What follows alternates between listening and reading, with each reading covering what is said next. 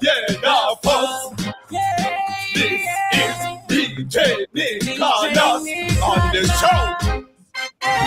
When you hear the trumpet or the flute, know it's a battle. Time to put your vehicle in a drive, ready to travel. Like Mary, you are going to use your foot, kick off shackle. When the war so easy on me body, and when the God man them there, the man to man the look and the chat them there. So Lord we cry for the hand them there, and all the devil plan me we find them. We have to run them, and when the God man them there, the man to man the look and the chat them there. So Lord we cry for the hand them there, and all the devil plan me we find them. Greetings and greetings. Where the God man them there?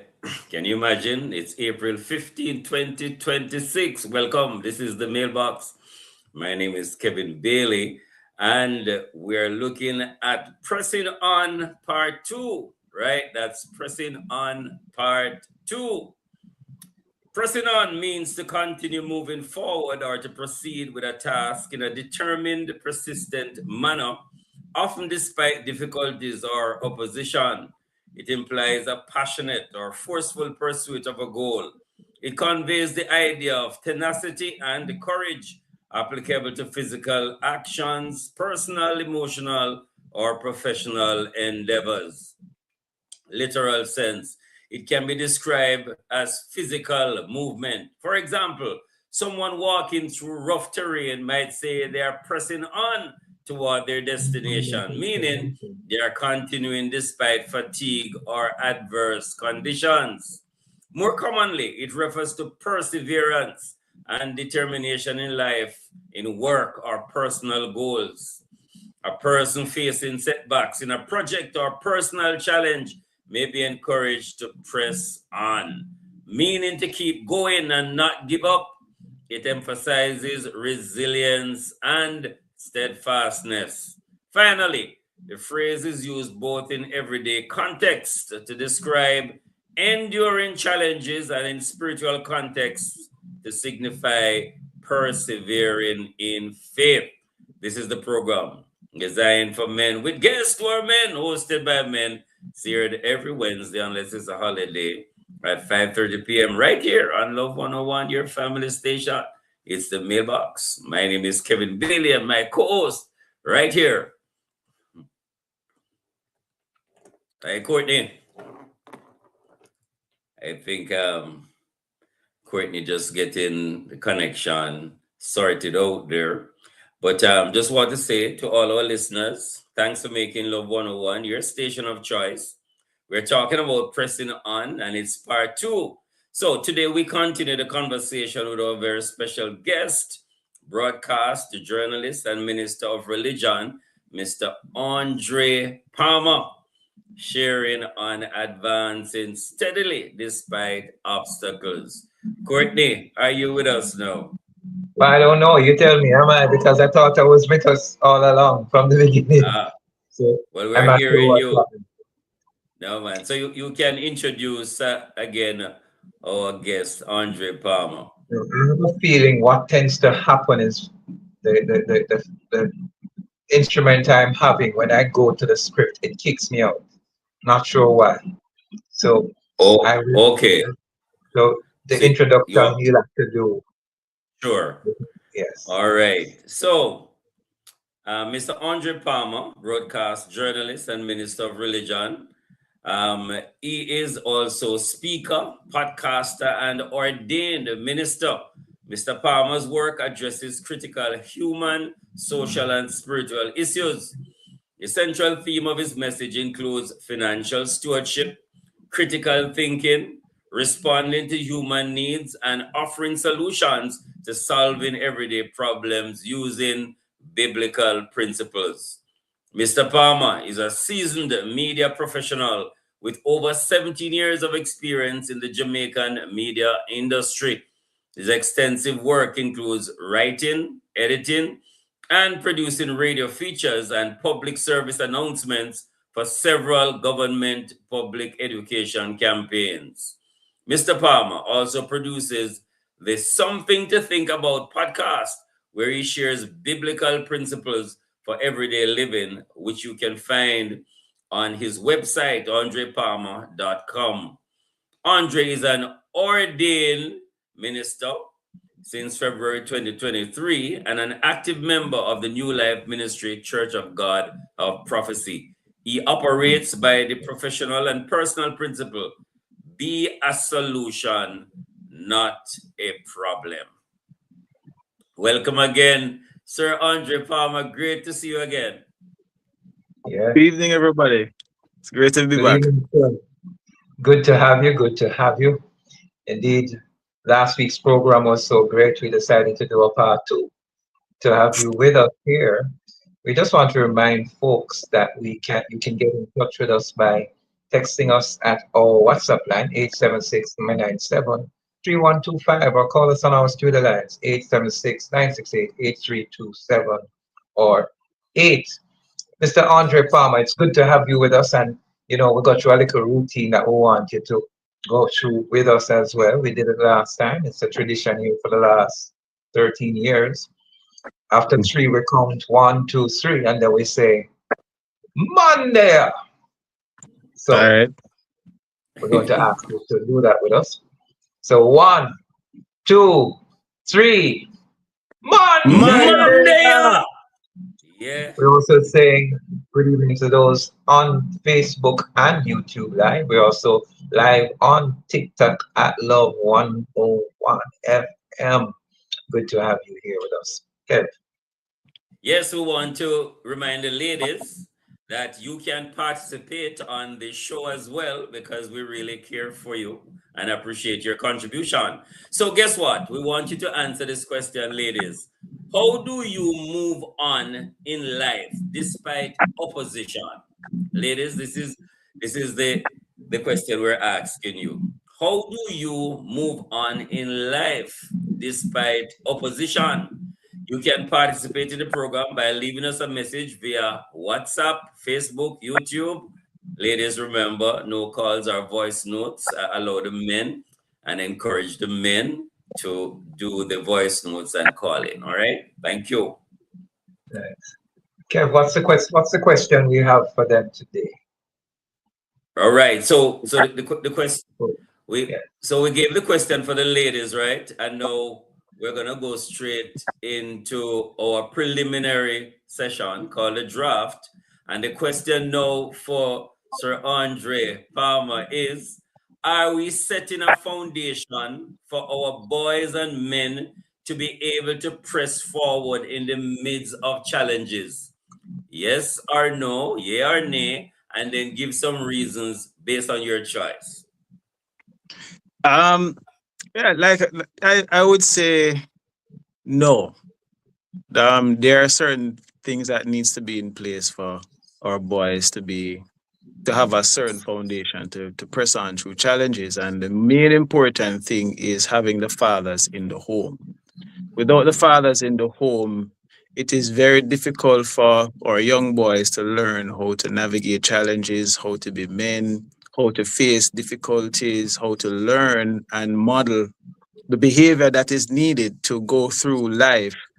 Because they would actually see it happening in their eyes in front of them, and they'll be able to know how to model that behavior in terms of how to navigate difficulty. So I would say no, and that would be my reason why. There's a very big problem in Jamaica in terms of the absence of fathers inside the homes.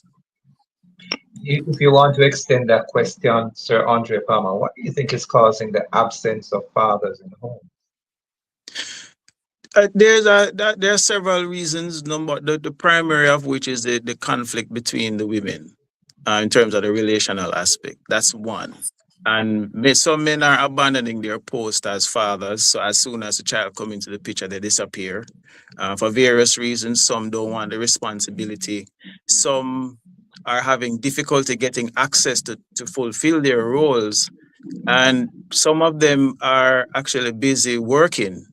So they're around, but because of they're actually trying to play their role as provider, their presence are not necessarily felt. So those are some of the reasons that, from my personal experience, I see why fathers are not necessarily around. Thank you, Sir Palmer. No, when a child is born, whether male or female, they kind of come to the earth like an empty slate. Why is it that we still have that gap then? Who would have been responsible to socialize these men so that they are not in the home? Because they don't just born bad or born like they don't want the responsibility. So what is the power of socialization, and what happened then? I'm just wondering. Any thought on that? Well, it goes way beyond just socialization, you know. Because, all right, for one, the reason, all right, so the reason why socialization would play a role is because we need good parenting to teach our children how to be adults and set them up for life. There are times, the 2 generations before mine, I would say a couple generations before mine, the blueprint was it was a very dark blueprint, I would say, in terms of there was a lot of abuse, and the abandonment by that time would have been very high. And the other thing is that in terms of the relational aspect of building a relationship with your children and teaching them what they need to know wasn't evident. So my parents' generation now would have had a certain specific set of skills that they would have learned from their parents, that they, if more or less, would pass on to their own children based on what they know. And if they are not corrected, my generation and further down would have learned the same bad behavior from our parents. So that's where it starts in terms of parenting. The importance of having good parents teaching children is very, very, very important, because the Bible says we must train up the child in the way they should go. And when they get old, they will not depart from it. And what Solomon was actually explaining was the importance of teaching your children, which would have answered the question about the whole role of socialization. But if they don't have the correct behavior or the correct tools to set the child up for success in life, to break certain generational cycles, then it will continue, because the same bad behavior would be passed on. It will be learned by observation or direct teaching, and then the cycle continues. So it's a deliberate effort by parents to actually teach their children the right set of skills that they need to model proper behavior as an adult. Wow, Mr. Andre Palmer, that's so packed with many other questions that could be asked. But we're up on our first break here inside the mailbox. It is Pessing on part 2. Mr. Andre Palmer is here with us to share myself, Courtney Morrison, and Kevin Bailey for the past 13 years. It's the mailbox. This will return. Integrity man. I am a man, I am a man, I am a man, yes. Strong man, integrity man, I am a man. Hello there. This and every Thursday at 6:50 p.m. Listen out as Sultan Townsend shares and connects persons with needs to those who want to help. And if you can help, then please be sure to call the team at Hello Neighbor at 876-334-8165 or email helloneighbor@yahoo.com. That's Hello Neighbor. This and every Thursday at 6:50 p.m. Hello Neighbor, giving what we can to help those we can. It's the Hello Neighbor way, the Bible way. It's all live on the family station, Love 101, the #1 gospel station in the nation. Bashko give it until they pass for Mother's Day. Yes, spend $7,000 in Bashko and you get a chance for win. Day pass for 2 at Ocean Coral Spring with $10,000 gift certificates. Second place get 1 big double door air fryer oven, and third place get $20,000 for shop on Bashko. From April 1 to May 6, more you shop on Bashko and the more chances you get. Follow at Bashko Jamaica, so you don't miss your chance. Bashko is the store that gives you more. It's on the Section 58.3 of the Pessing Game and Lodges Act. This is Love 101 FM, the family station It's 5:45. From their first crawl to their first stand to running you down all over the house, your baby won't stay still. And with Huggies Snug and Dry, they don't have to. Now with improved softness, it gives your little one long-lasting dryness and comfy protection day or night. Trusted and made just for baby. Complete their care with Huggies wipes and toiletries. Gentle on delicate skin, but tough on mess. Perfect for quick changes at home or on the road. Huggies, we got you, baby. Last year, over 15,000 gathered for an unforgettable moment. CC Winans. This year, Come Alive Collective presents Come Alive, a national call to worship. Michael W. Smith, the music that shaped our worship. Papa San, John Mark Wigan, the Foster Triplets, Petra K, and more. Saturday, August 1 at King's House East Lawns. Limited early bird tickets available now at touchstonelink.com. Come Alive Jamaica. This is your moment. Follow on Instagram at Come Alive Jamaica. I am a man, I am a man, I am a man, yes. Strong man, integrity man, I am a man. Welcome back. You're joining us live on Love 101. The program is The Mailbox. We're pressing on, and this is part 2. Our special guest, Mr. Andre Palmer, and Kevin Bailey is the co-host. I'm yours, Courtney Morrison. Last week, we did a little preliminary, heard somewhat about your early start, Mr. Andre Palmer. If you can, in about a minute, just give us a little synopsis, your background, a little bit before we go any further with part 2 and overcoming these obstacles. I grew up in Kingston, specifically Kingston Gardens, with both parents. Both of them are Christians, very active in the church.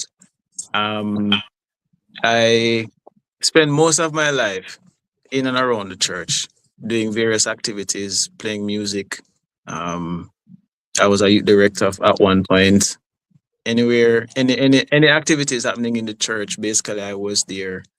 Retreats, street meetings, visiting homes, hospital visits, prayer meetings. I was always there because my mother always had me by her side. So that's basically sums up my background in a nutshell. So like give us a little.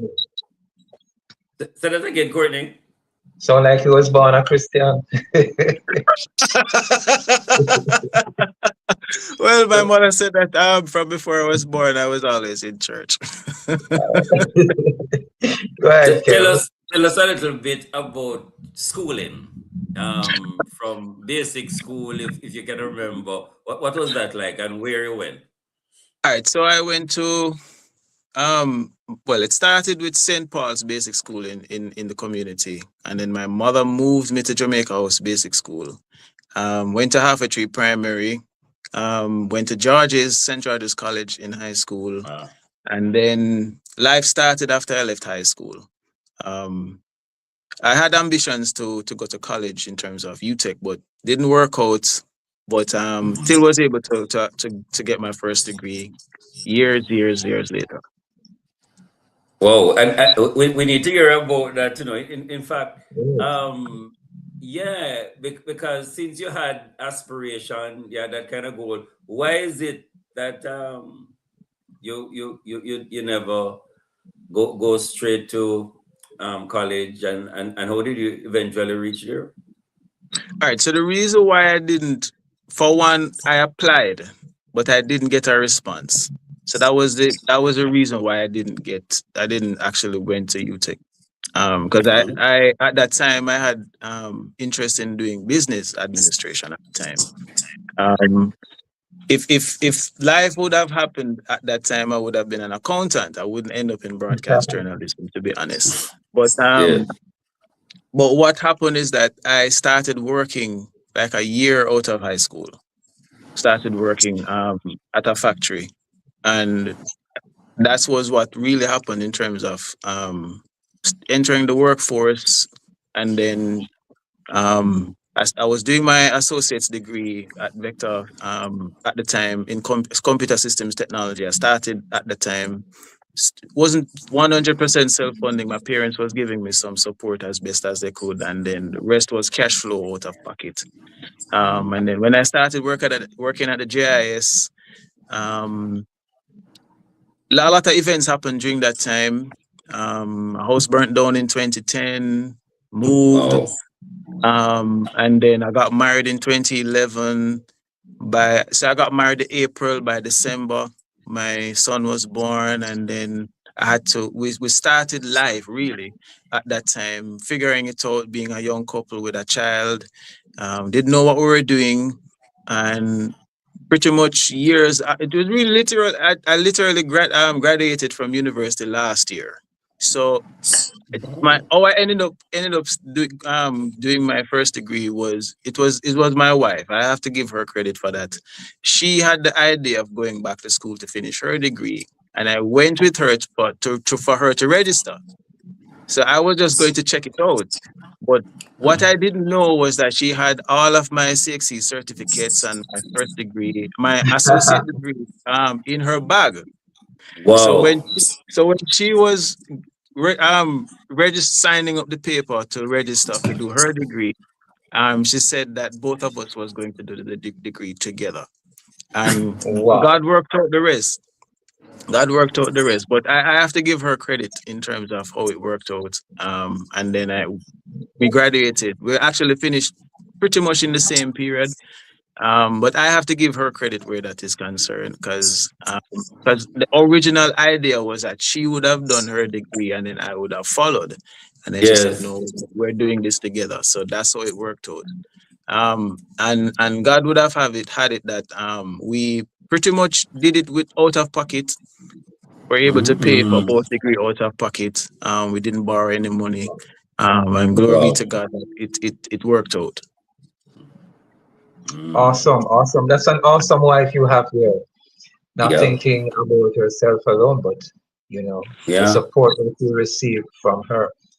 What were some of the obstacles? We know we got some last time that you overcame, the challenges in life, how you got to where you are today.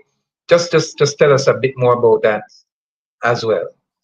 I think the biggest one would have been recovering from losing everything during the fire in 2010. So Yeah. what happened was that I was coming. So think about this. I went on vacation for 2 weeks, and then I came the morning. I was talking to my cousin on MSN Messenger. Yes, that was a thing back in the day. And Right. he sent me a message to say that because he was working at the Ministry of Labor at the time, so he could pretty much see where I used to live from where he worked. So he called me to say that the house was burning down in the community, and it could have been ours. Whoa. So and so I called my father and asked him about it, and he said yes, the house is burning down, and they're actually trying to clear out stuff at the time. So I told my boss at the time that what happened, and she arranged for a ride for me to go back home. And I literally, when the fireman was literally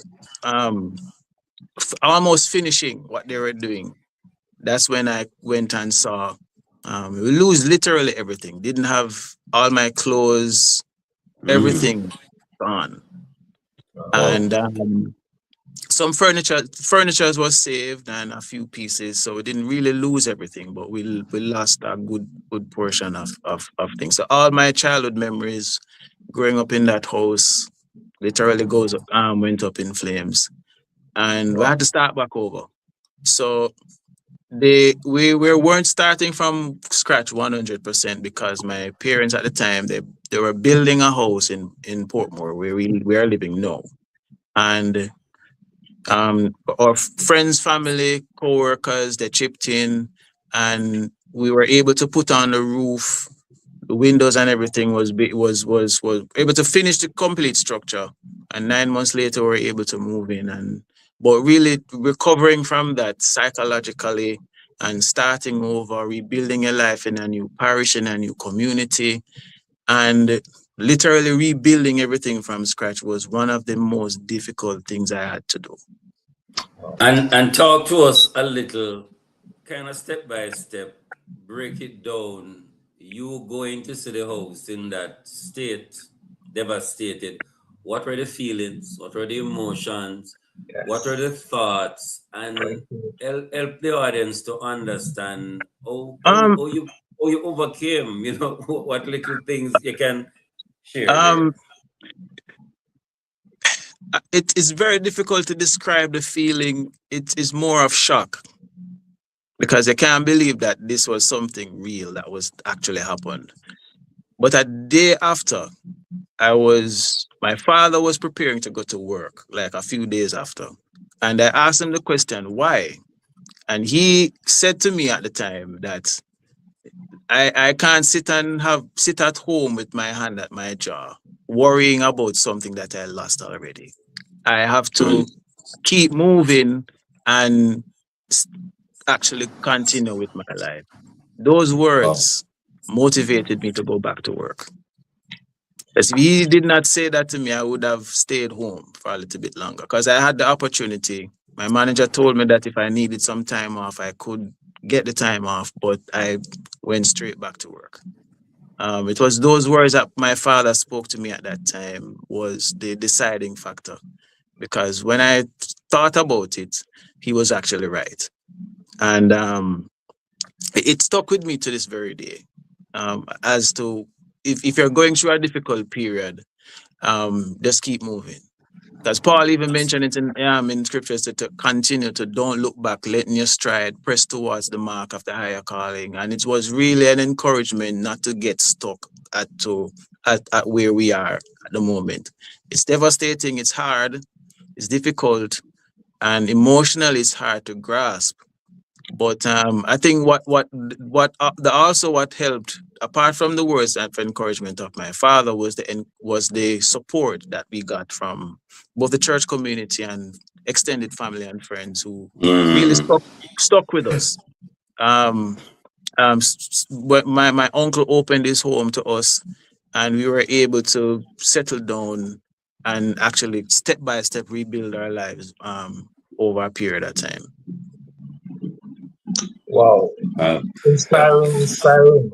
I mean, I'm listening to it and I'm feeling impacted, especially the words that you were told by your dad, that you can't fold your arms, but you have to keep moving. And we also want to say thanks to that uncle that opened the doors. Support. I mean, you're talking and I'm listening to the support. You said church community, family, health. It's great. What do you say to the man who may not have that level of support, whether from church community, and he is experiencing devastation like that? What does he do? One of the main thing is that it's important to have God and to know God in those difficult moments. You may not have the physical support, the encouragement, or even somebody to open their home to you, like what happened to me. But to be honest, when you rely on God in those moments, you will be able to get that source of strength internally to take it step by step, one day at a time. Because you cannot give up on life because of one setback. You have to take it step by step, take it stride by stride, and to actually rebuild. Because you cannot rebuild without a plan. And at the time when it happened, I was about early 20s. When it happened, I was... Sir Andre, we're going to allow you after this, our second Sure, break. no problem. Right, when we come back, you continue. This is the mailbox. Our very special guest, Andre Palmer, Kevin and Courtney in the place. We go to the studio. We'll be right back after this. I am a man, yes.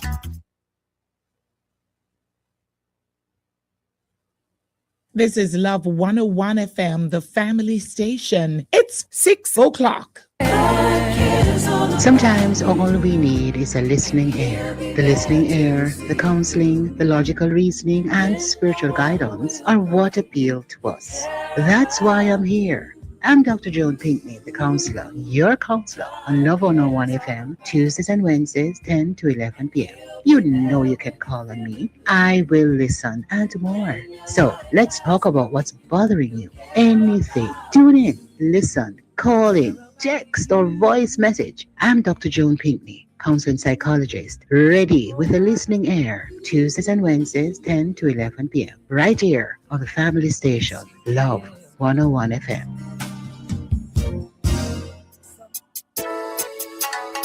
I am a man, I am a man, I am a man, yes. Strong man, integrity man, I am a man. Welcome back. This is the Mailbox here every Wednesday at 5:30 p.m. on your favorite station, Love 101 FM. A very special guest, Mr. Andre Palmer, Kevin and Courtney in the place.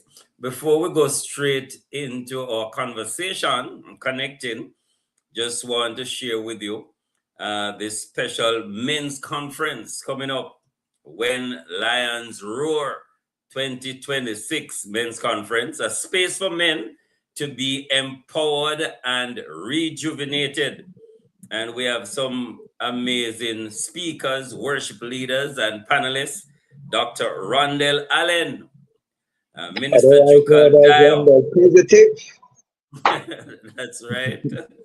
Minister John Mark Wigan and Jamar Wright. We have Lloyd Richardson. Our own Jukal Dio. Huh? We have our own Jukal Dio from Love 101. Definitely in the place. So you know, whole lot of things happening. Jovan Blagrove, Michael Taylor, David Taylor, Prophet Devon Brown. Yeah. And Bishop Philip Johnson and Sean Williams and Minister Travis Mushet, who is the facilitator. Yes, Courtney. Yes, man. So it promises to be a great time. You know, so many speakers, so many men. And when men gather, you know, there was a saying that I have coined, you normally hear the ladies saying, ladies, you have a crown, straighten it. Men are kings. We wear crowns too. Keep it straight. We have to remember that we wear crowns too, you know. That's right. And it's going to happen April 25th, 2026, 9 a.m. to 5 p.m. This is at the Summit, 16 Chelsea Avenue, Kingston. For more information, 876-810-2451. That's 876-810-2451. Right. So we invite in the man them from Moran Point to Negril, When Lions Roar. This is our Try and book your place quickly. You only have 2 weeks in which to do so. Try and do it quickly. That's right. So, Sir Andre, before we took the break, you were just about going in sharing. I want you to follow through on that. Okay, so what I was sharing earlier was that self-motivation and your relationship with Christ is very important when dealing with these difficulties, because without it, you would easily give up on life very quickly. Because if you think of Joseph, in his circumstances, his brothers turned against him, sold him into slavery. He was accused of rape, thrown into prison, and he was still able to give counsel to Pharaoh.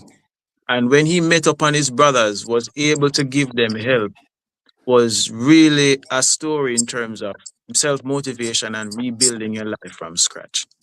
Because that's basically what is required. You may not have the resources immediately to start, but the resource that you need is a vision and a determination to continue and to live, and have the will to live and to rebuild step by step. For some, it's going to take a very long time, like in a case like that. But for others, without a proper plan, you're basically moving in a direction that you're literally setting up yourself to fail without a plan. And without God in the mix, there's no guiding force that will keep you going, that will actually help to rebuild you from literally from the ashes. Wow. So, Andre, men who are listening, say for instance, a man right now, he is a laborer, he's uneducated, but he would like to, he has some goals in his head, want to be able to buy a piece of land, and at the same time, the salary is meager. what would you say to him? How does the plan come into place? Can you really work towards purchasing a piece of land from where you're sitting? Talk to us. Yeah, it's possible. If my parents did it, he can do it. And my parents weren't making much because they wouldn't necessarily be classified as laborers, but they were making, I would say, a little bit above minimum wage at the time. And they were putting little aside. And when the opportunity came to acquire a piece of land, they were able to put together the resources and make the purchase. So the government has tools in place to support persons in that income bracket through the NHT. So so that was what my parents benefited from when they purchased their property at the time. So it takes diligence and accessing the resources that is available that you can utilize to gain access to these things. And it also means starting, if you haven't started yet, start from now in terms of putting little aside, because it's going to take some level of sacrifice in order to work towards a goal like that. So it really comes with a plan and knowing where to get the information and how to access these things, because without the right information, you may not be you may sometimes you think a goal is unachievable, but it's because you don't know the right steps to get there. But I can say my parents was in that same position in terms of how much money they were earning, but they took advantage of the resources that was available. And when the opportunity came, which was years down the line, they were ready to take advantage of. So it means putting aside money little by little, and then when the opportunity comes, which with when the opportunity comes, you must be able to seize the moment. But sometimes the opportunity is there, but because you weren't prepared, you can't take advantage of it. Agreed. When unexpected circumstances hits us and you had no means of preparing beforehand, no foresight or hindsight, and in hindsight you're wondering what happened. Talk to a gentleman like that who may have been hit down about 5 times already and he's not seeing his way out of overcoming obstacles. He doesn't have the financial resource. Anything you would say to that man, how would he plan? How would he move forward? Just keep going. But it really speaks to a bigger problem of why is it that you keep on falling? Because every time you fall, you have to do a review as to what happened and how can you correct that mistake and prevent it from happening again. If you have not learned from your previous mistakes, you're going to make the same. You're going to meet up on the same problem over and over again. So it starts by reviewing and fixing the mistakes from early. So if you make a financial blunder, it really means you have to start by putting a plan in place. And there are some basic things that need to be in place to provide that financial security. The first one is ensure that you don't have any debt, because borrowing money can put you at a very risky place in terms of if you have too much loan and all of your income is going towards paying debt, you will not have the financial room in order to navigate and take care of yourself. So if you're indebted, clear the debt. That's the first place to start. The second thing is to put the financial safety net in place, which means an emergency fund, which means planning for the future, like a pension, and also insurance, which will kind of give you a little bit of safety net. So if anything can go wrong, you actually have something can fall back on to rebuild. So you wouldn't be starting from scratch. But if an emergency comes up, you'll be able to deal with it while still surviving. So most of the time, if you're not able to review what is happening, you will continuously make the same mistakes over and over again. So from a financial perspective, it really comes with starting with a plan. You have to have a plan in place.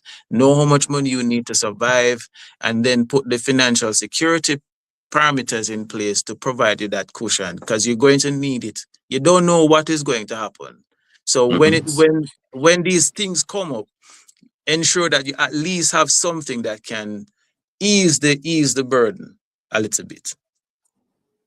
So the emergency fund, very, very important, and get rid of these debts that are holding you down. And little by little, you can build up and take the opportunities. Want to make a little switch. You're a married man. You spoke highly about your wife. What can you say to men who want to find real love to make sure this is the right woman? Because if you don't get the right woman, it can be dark, right? So what are some of the pointers to finding good, healthy relationships, especially intimate ones towards marriage, and how do you maintain that? Your perspective. You have to know how to understand people.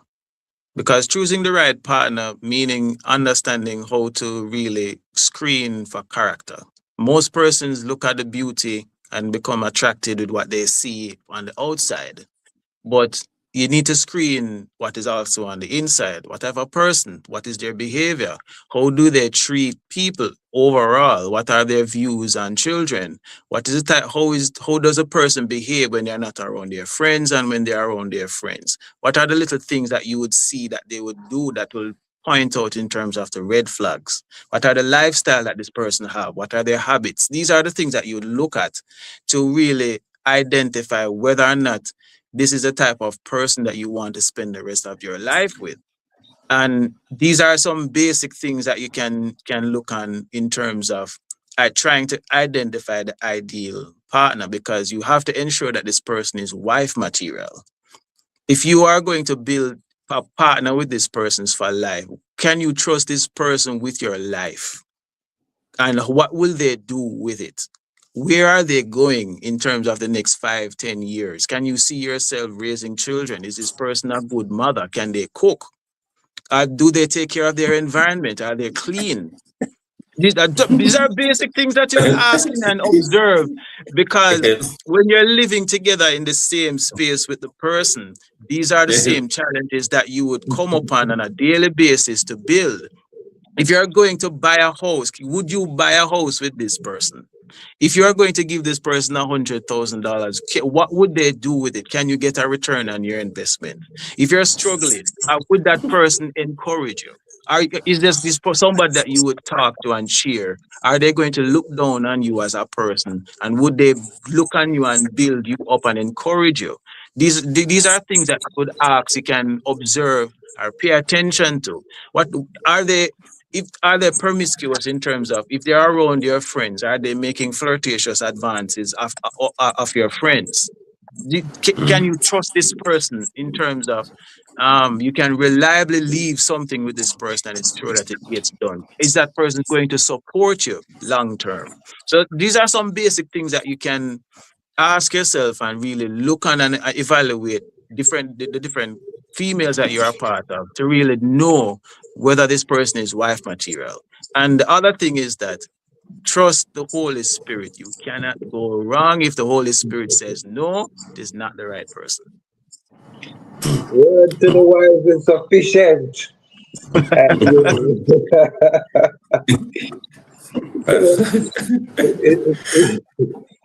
You're listening to the mailbox, or you may be viewing us live on Facebook or YouTube or TikTok. This is Courtney Marsong with Kevin Baylor, special guest broadcast journalist, Mr. Andre Palmer. We're up on our final break. We'll soon come back.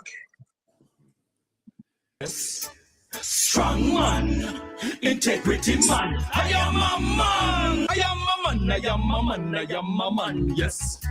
Strong. Hey yo, listen up. Don't wait for the symptoms start show. HIV test free. Make sure you know. Yo. Me take me test. Me get the news. Me take my meds.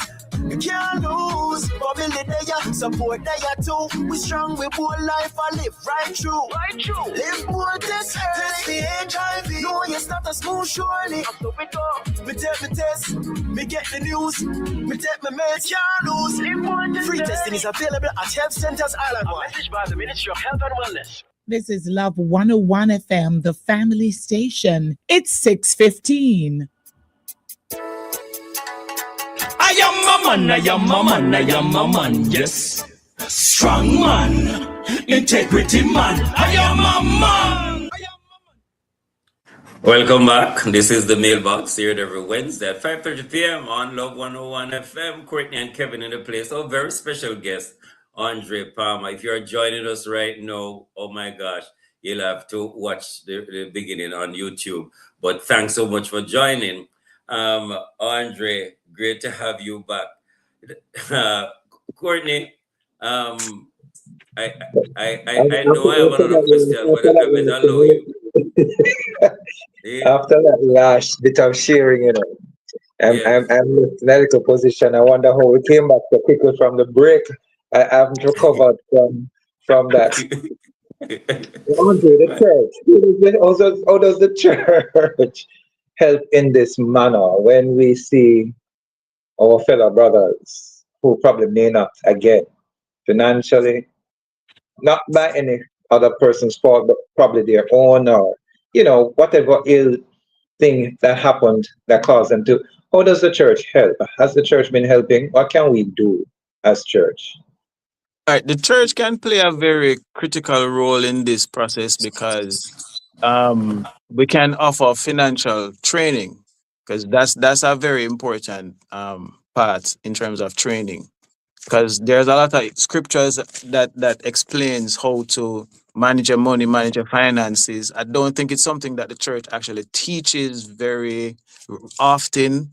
You may hear about it once in a while. Pastor may encourage you to pay your tithes and to give, but in terms of a step-by-step training, in terms of what does the Bible say about managing your money, and then lay it out from Genesis to Revelation and explain, maybe even over a 3-4 weeks period, walking persons through basic things about budgeting, basic money management, how to pay off debt, and how is it that the Bible talks about investing and managing your money overall as a family, and then walk persons through step by step in terms of those basic things that would set up a proper foundation for persons to navigate financially as an individual and even as a family.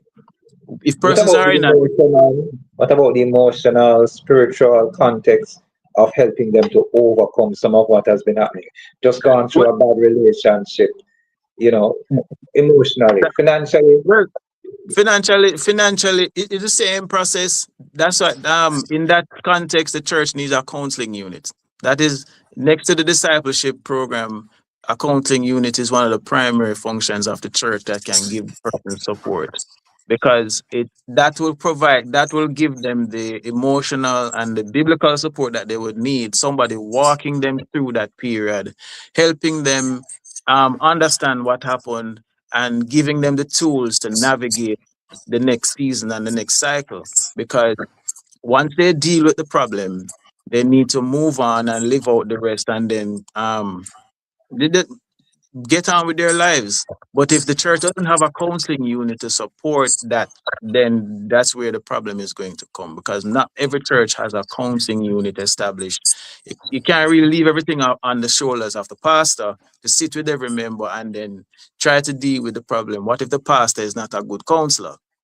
They can listen, they can teach, they can rightly divide the word, but they are not equipped to counsel people on that level. And if somebody's in the church who can give that level of counsel and have the training and the skills, can also work alongside the pastor to give that emotional support. So the church really needs a counseling unit is established. So train persons and even give that one-to-one support. Thank you, Andre.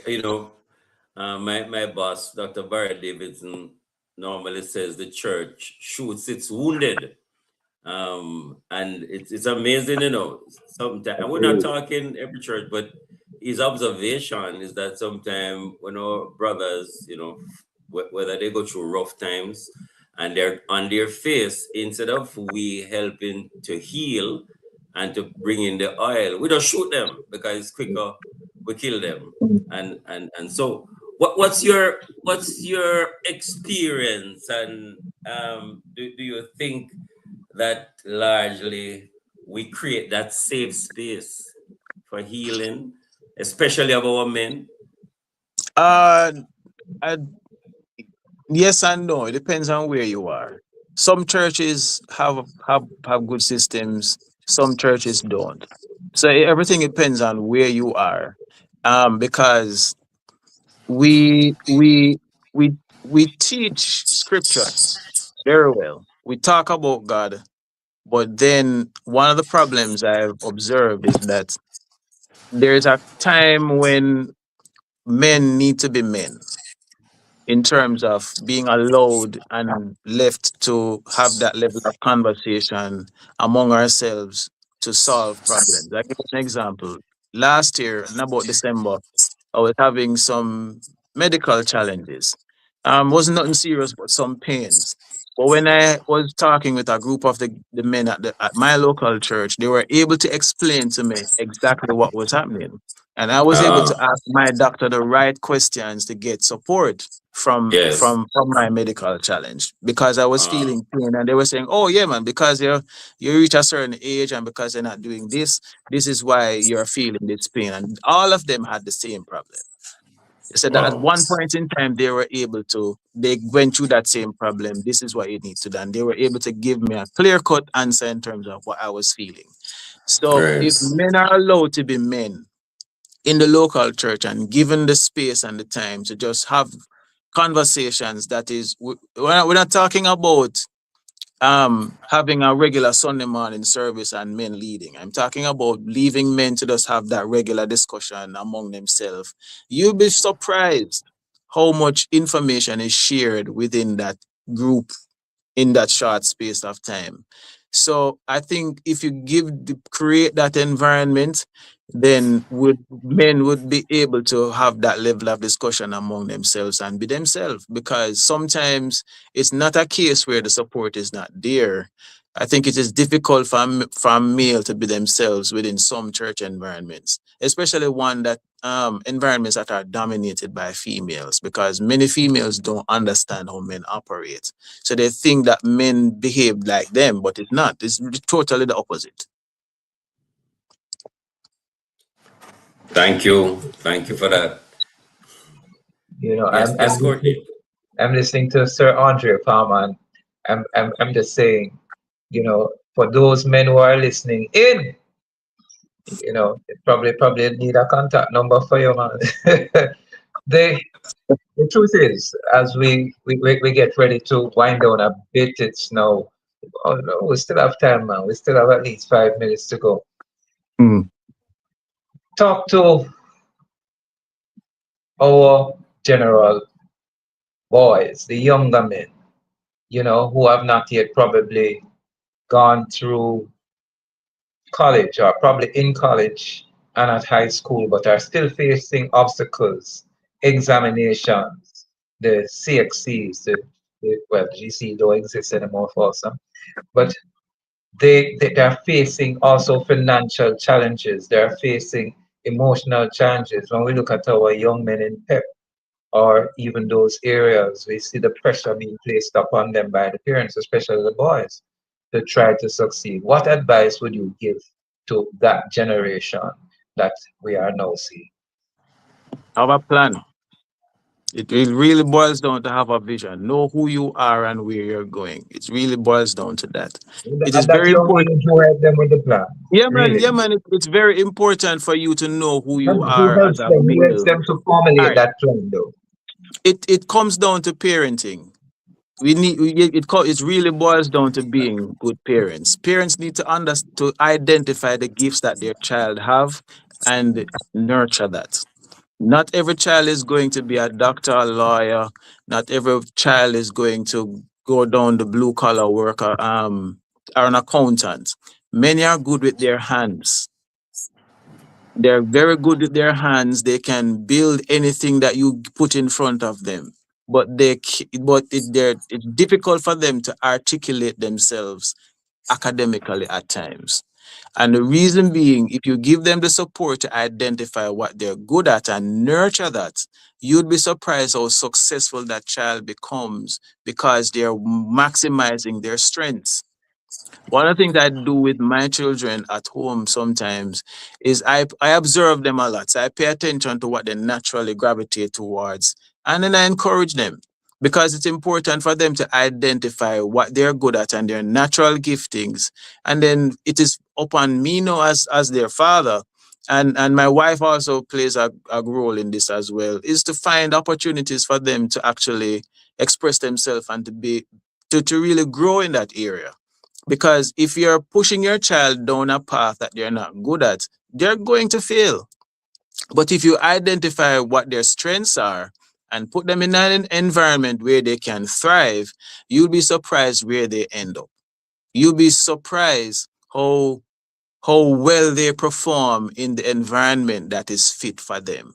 So it is important, because if you check in Genesis 2, when God created Adam, he gave Adam the word. He also blessed Adam and gave Adam a mandate. But he also put Adam in an environment where he could thrive. And he gave Adam a basic set of instructions. And Adam thrived within that environment. And nothing changed in terms of how men operate and even women operate throughout the Bible and throughout the generations. They thrive in environment when they are in a space that is suitable for them. And that is the basic thing I would say to the next generation. Know who you are, know your gifts, have a vision for your life, and also ensure that you're in the environment that will enable you to thrive. Because you will be surprised when you do that thing that God has placed inside of you, you would naturally be successful and produce supernatural results, because you are doing what God placed you on earth here to do. Sir Andre, a few seconds, could you speak on how do you press on when there's church hurt? Because we sometimes do pay attention to this, but men sometimes never expect to be hurt in the church.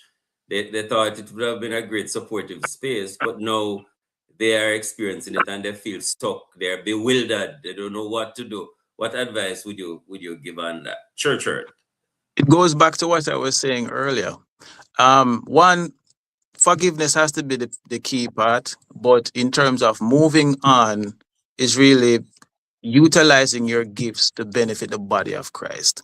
Sometimes we get weighed down that our gifting is only to a local church, but God gave us the mandate to go into the world.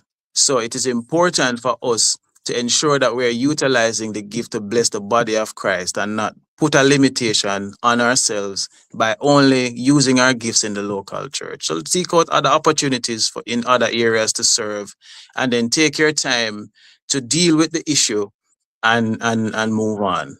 Because your gift is to the body of Christ, not to a local church. The more you serve outside of building your personal ministry and sharing your gift in the body of Christ, the more you realize there are other opportunities, there are other spaces that will appreciate the gift that you carry. Yeah, wow. Yes, Kev, go ahead. Yes, before we close, just want to remind our listeners again about the upcoming conference, When Lions Roar 2026 Men's Conference. And to let you know that the cost is $6,000, admission $6,000. And there's also where you can pay $3,000 pay-per-view. So again, that's the 25th of April 2026 at the summit. And you can call 876-810-2451 as well. Yeah. Well, that's it for the show. We thank you. We thank our hardworking producer, Mr. Jermaine Johnson, Nikhil Angus, for technical support, our elder statesman inside the studio, Mr. Derval Graham, and to our special guest, Mr. Andre Palmer, for being here with us. It has been an interesting program. Kevin, what's the quote? Yes, so the quote is, "Be a solution, not a problem." And that's from Andre Palmer himself. So that's it for our show next week. Catch you next week, Wednesday, April 22nd, 2026. Same place, same time, inside the mailbox. We normally say Monday. I am a man. Andre, thanks again. I am a man. All right, take care, everybody. Man, yes. Strong man. Integrity man. I am a man. You're Tuna Family Radio broadcasting from Kingston, Jamaica. We're Love 101 FM. The time is now 6:30 p.m. and it's that time of day for us to bring you the evening